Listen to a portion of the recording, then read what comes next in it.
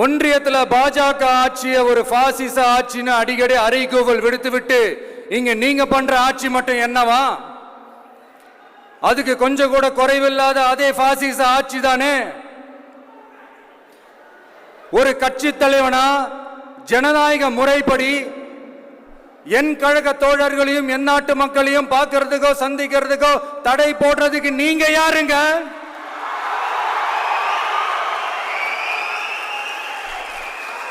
தடையை மீறிய மக்களை பார்க்கணும்னு முடிவு பண்ணிட்டா போயே தீருவேன்.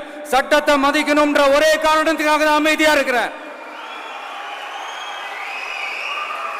நேத்து வந்தவெல்லாம் முதலமைச்சர் ஆகணும்னு கனவு காண்றான்னு சொல்றீங்க. அது நடக்கவே நடக்காதுன்னு சொல்றீங்க. அப்படியே எந்த கட்சிக்கும் இல்லாத நெருக்கடியை தமிழக வெற்றி கழகத்துக்கு மட்டும் போட்டுக்கிட்டே இருக்கிறீங்க.